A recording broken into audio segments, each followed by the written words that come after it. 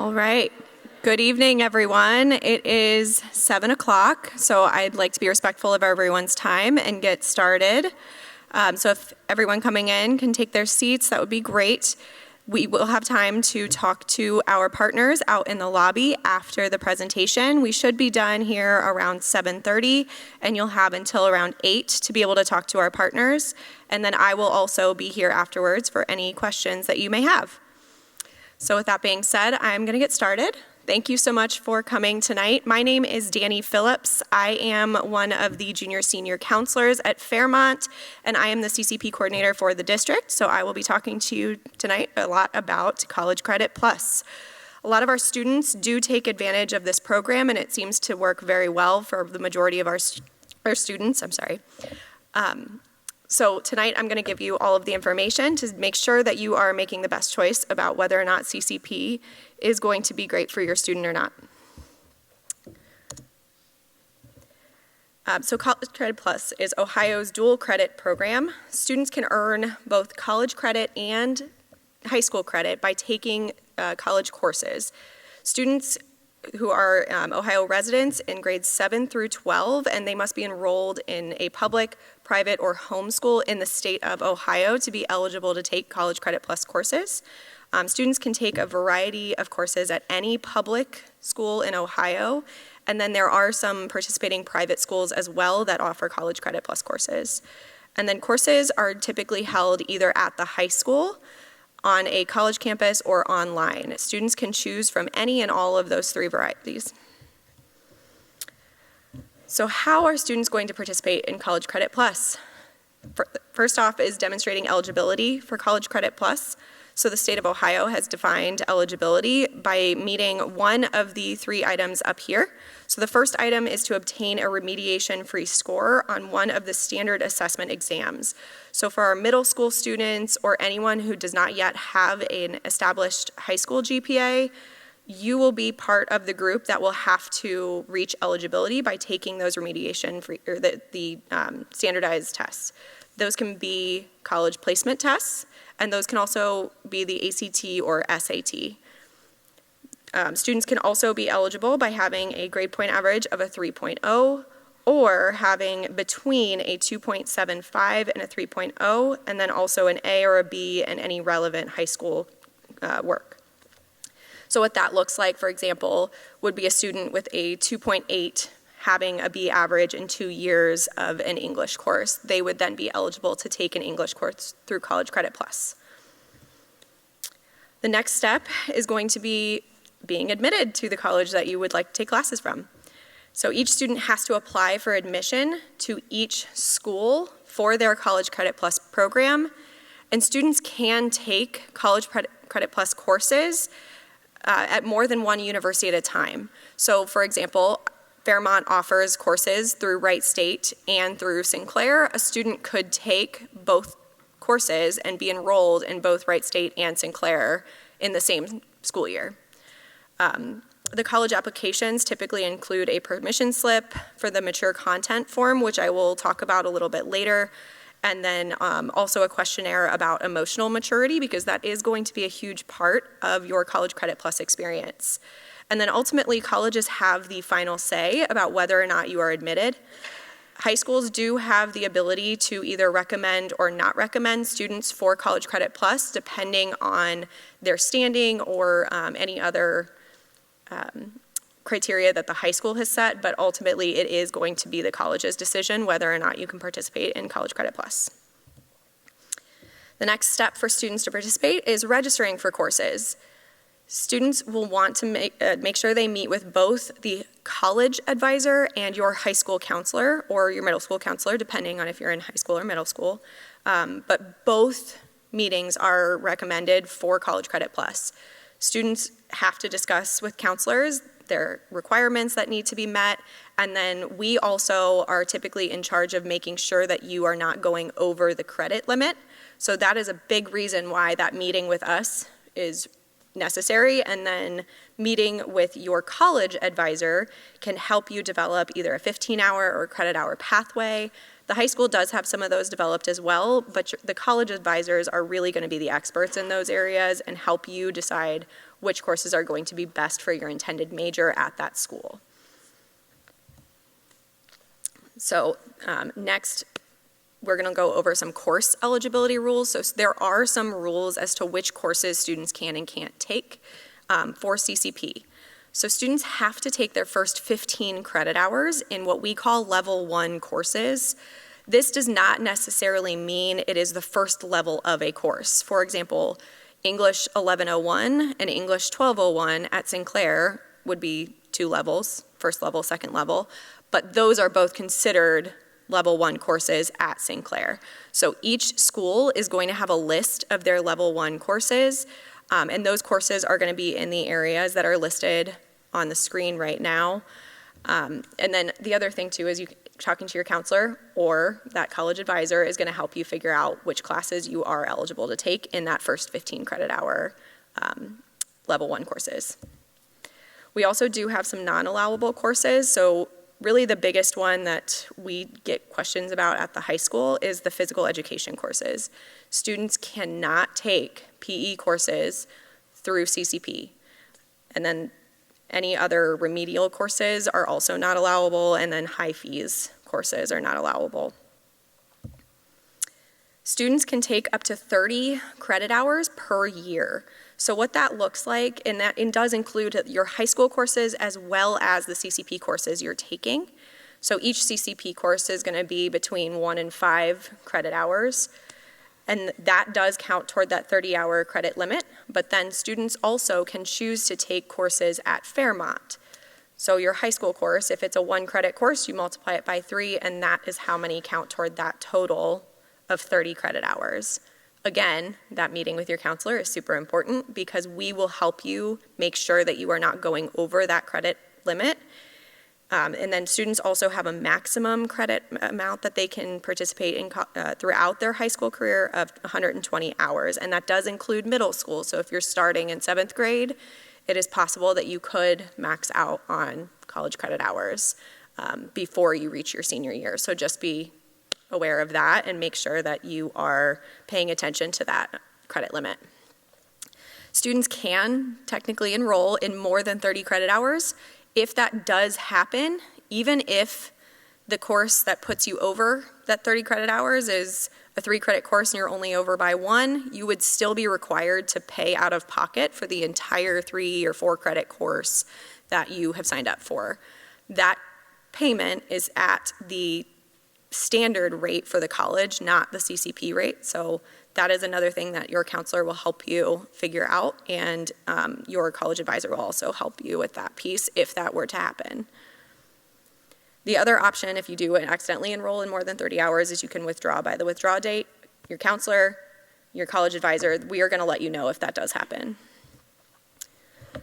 Some additional considerations to think about when you are looking at signing up for College Credit Plus courses is that these grades do go on not only your high school transcript, but also your college transcript.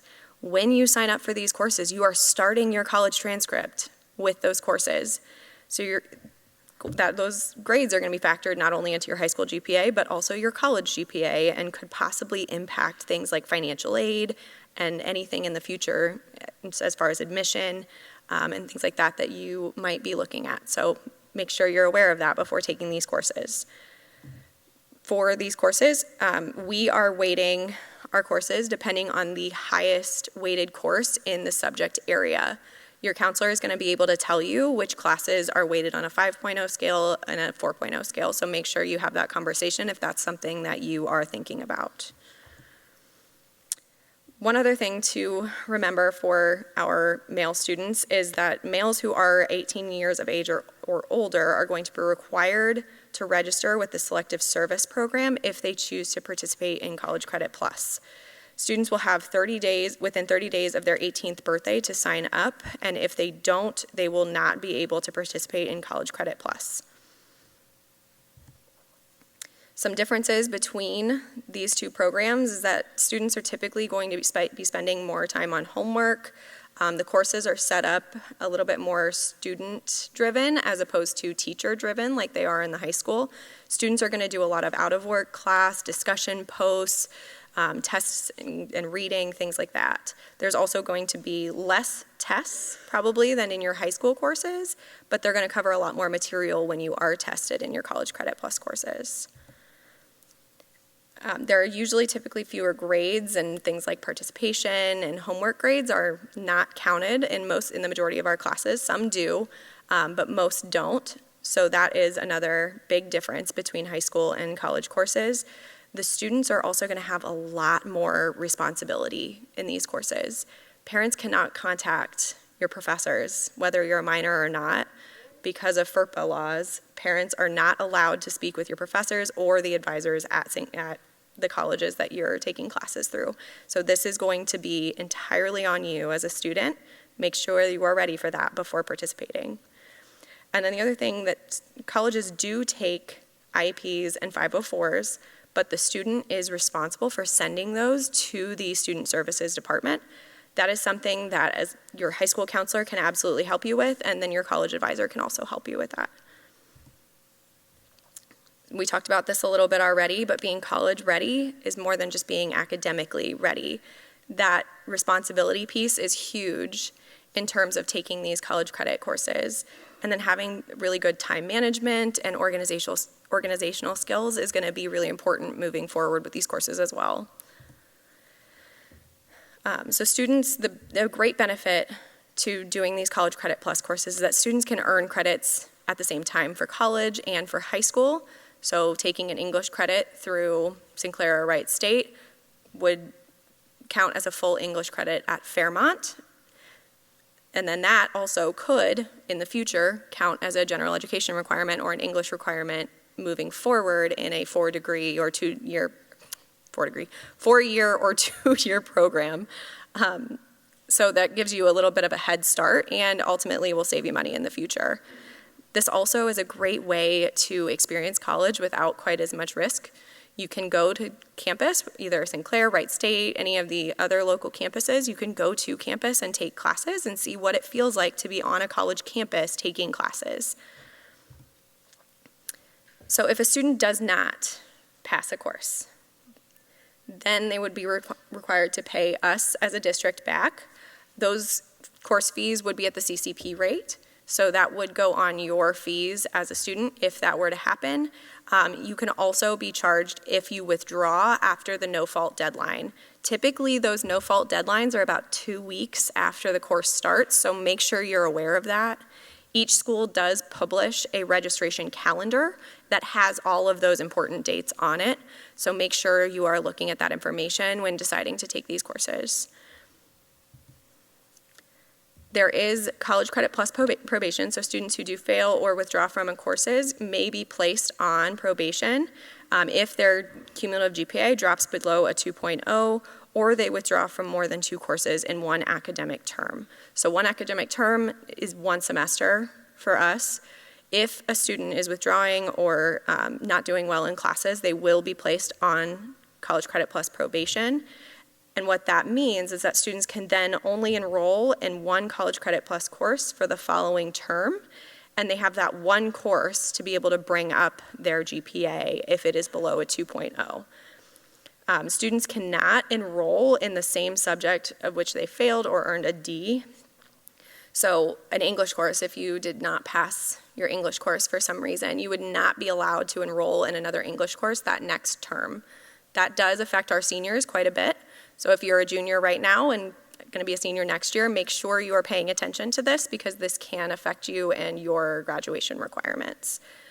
So students who don't increase their GPA up to above a 2.0 during the following term would be placed on dismissal, which means they will not be allowed to participate at all in the College Credit Plus program in the following term. So that can be appealed, and we do have an appeals process. So what that looks like for each probation and dismissal is going to be part of this slide. Students can appeal to retake a course in the same subject which they earned a non-passing grade. Typically those are for extenuating circumstances, so a student who maybe was sick throughout the semester and didn't earn a high enough grade in a course can appeal to retake that course the next semester or the next term. And then with dismissal, students have within 5 days of being dismissed to submit that appeal depending on your situation. So after high school is over, I know we've kind of touched on this a little bit already, but those grades will remain on a student's high school transcript and now their college transcripts.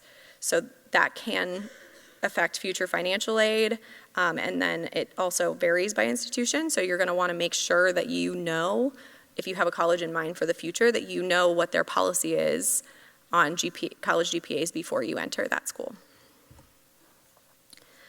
Some of the expenses for College Credit Plus include course fees or textbooks, and with option A, students can and families can choose to self-pay at the standard rate, so that would really only apply if you ended up going over the 30 credit hour limit, or students can choose to take a college course that if they are on probation can choose to take it in that subject area but would be required to pay out of pocket for that course.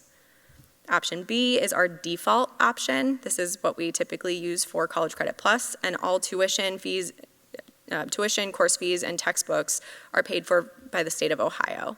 So you get these college courses for free, which is a huge money saver in the long term because you're not paying for these courses when you are going to college in the future. Students do still receive support from high school staff as well as your college advisors. I know a lot of professors in these schools are working pretty closely with their College Credit Plus students, and then we as counselors are pretty well versed in the College Credit Plus realm, and we are very, very willing to help our students. As the coordinator, I am very much willing to help any student, even if you are not technically my student. I'm happy to answer questions. Sorry, I'm going to go back to that slide. You also have the ability to take advantage of anything on the college campus that would offer support. So any kind of tutoring, mental health services, things like that, you do have access to as a College Credit Plus student. So for athletes can absolutely still do College Credit Plus.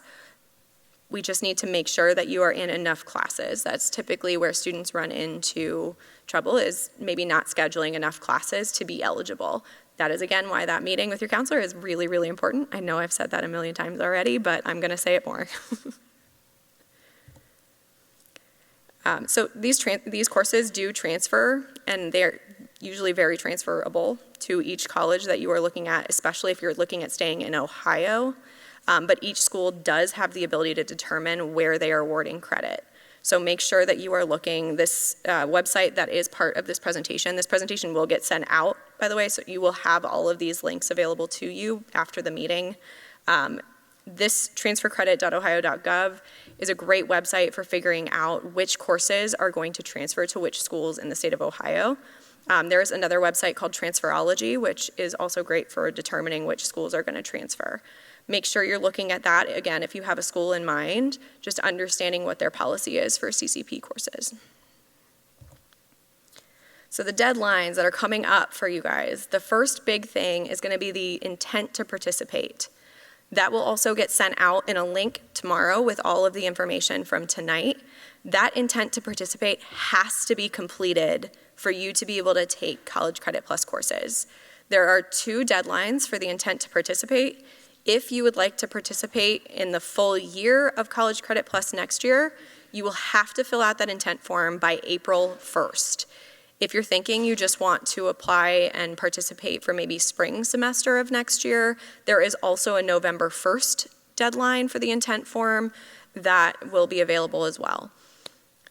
The other deadlines you'll want to pay attention to are the deadlines for applications for the colleges, semester deadlines, and then also ACT and SAT testing dates so that you can have those college-ready scores if you would like to be eligible for CCP.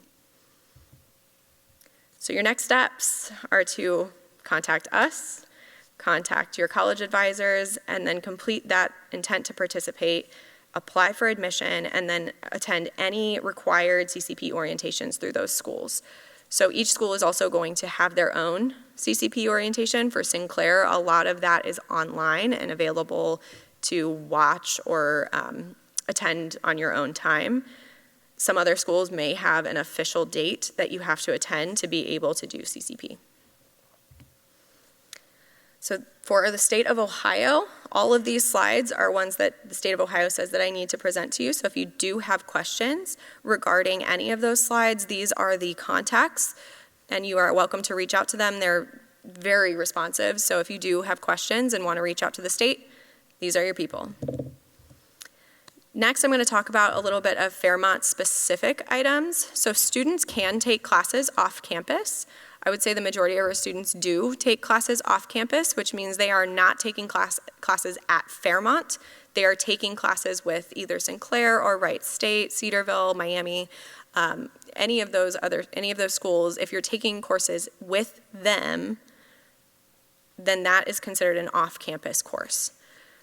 Students can take those through an online format. They can take them in person at the school. Some of the schools do offer both online and in person for the same class, like half and half. So students can choose to do that, but they are responsible for notifying us whenever you are taking those classes so we can adjust your schedule at Fairmont. A lot of students do choose to be at Fairmont for a couple periods a day and then take classes off campus. That is absolutely an option, but you have to speak with your counselor before doing that. All right, students can also take classes at Fairmont. We do offer quite a few courses at Fairmont to take for college credit. Right now we are offering Calc 1, 2, and 3, English Comp 1, Intro to Literature, Intro to Healthcare Delivery, Nurse Aid Training, Music Theory, and then any CCP class that is embedded in a CTC program. So there are a lot of our career tech programs do have CCP courses that are in those programs, and you are actually learning the material while in the programs and earning a grade for the CCP course. Sorry, there's a lot of C's going around. Any of those courses are also considered Kettering courses. So the next steps that I'm going to go through do apply to the CTC courses as well. So if you are thinking about taking one of these courses, you have to tell us that during scheduling. Scheduling week is coming up pretty soon, toward the end of February and early March. You will be going through scheduling week. So some of you have been through it already, so you kind of know what to expect. You'll have the scheduling sheets that you have to fill out. These courses have to be requested when you are doing your scheduling sheet. So if you're thinking about taking one, it's a lot easier to sign up first and then drop the course than to not sign up and try to sign up later. So if you are thinking about taking these courses, please make sure to sign up during scheduling week. For this process, it looks pretty similar to taking courses off campus. The intent form is still due April 1st. That has to be done, including for the CCP classes that are embedded in CTC programs. And then the college application is going to be due by May 1st. Although if you're taking a Wright State course, their application I think is actually also due April 1st. But for Fairmont, you have to have these requirements done by May 1st. And any placement testing that would be required has to be done by May 15th. I will be sending out a ton of emails to anybody who signs up for these courses, so please be aware that I will tell you if you are one of the students that has to complete these steps. If there are any changes in your registration or changes in what you'd like to take for the following school years, just let me know, and I will happily take you off my list. But you are going to definitely know that you need to complete these requirements, and just make sure you're paying attention to your emails coming or starting in late March. Any failure to complete these steps will result in removal from the course. So we have to have these items done before you start these courses. If they're not done, I will have to take you out. You'll get an email. You will get communication about that before it happens. So just be aware that that is a possibility. Any seniors who do fail one of these CCP courses on campus, our English Comp course is for seniors only. So if a student were to take that course and not pass the course for the semester, they would then be scheduled in a Fairmont class and then added to either credit recovery or another course to meet the credit that they did not earn. There would not be an option to take another CCP class in place of that. Where students are placed in terms of the classes or credit recovery is determined by the classes that they need and then by the availability in their schedules. For Fairmont, students are still taking a CCP course. Even if it is on Fairmont's campus, we have to treat those courses like the professor would treat them at Sinclair or Wright State. So teachers do have to follow the grading policies, which means that grades can actually only be posted for the quarter and the semester. Parents will not be able to see grades updating consistently like they do throughout the semester for any other high school course. And then any communication regarding these Fairmont CCP courses is going to be very, very limited due to the FERPA laws that I spoke about a little bit earlier. So under the Family Educational Rights and Privacy Act, so FERPA, college or CCP students' records are private, so parents cannot access grades, schedules, or any other information without student consent. So even if you are a minor, if you're not 18, you still have the right to FERPA, and your parents still cannot contact the college without your consent. So an important change for the 26-27 school year is that the state is now requiring high schools to weight all CTAG courses, so any of those courses that are embedded into CTC programs, all of those courses are now going to be weighted on a 5.0 scale. So what that means for anyone taking College Credit Plus courses off campus, if you are taking any course that would fall under the the Career Tech Department, those courses will now be weighted on a 5.0 as well. If you've had a student take CCP before, that has not previously been the policy. So this is a positive change, I would say, for our following school year. For the mature content form that I mentioned earlier, students will have to sign off that there may be some mature content in these courses that is not vetted by the high school. We are not able to determine what course materials the professors are giving to students, so just be aware that students may be exposed to some things that we wouldn't necessarily expose them to as a high school, but they may be exposed to in college. So that is something that you'll have to sign off on the intent form before participating in these courses. Any questions for our school partners, you will be able to ask them very momentarily. So if you didn't see when you walked in, we have Wright State, Cincinnati State, and Sinclair out in the lobby. They will be here until 8 p.m., so please feel free to ask them any questions that you would like. And then for any additional information, we are going to be sending, or your students counselor will send an email tomorrow morning with the presentation, the intent form, and other really important links that you'll need throughout this process. And then, of course, if you would like to contact me, my information is up here as well. Feel free to contact me. I'm happy to answer questions. And then also Victor Jones is our Workforce Development Navigator. He's been doing a lot of work with College Credit Plus pathways, so he is a great resource as well. All right. If anybody has questions for me, I will be up here for the next, or until 8 o'clock as well. Thank you so much, everyone, for coming tonight.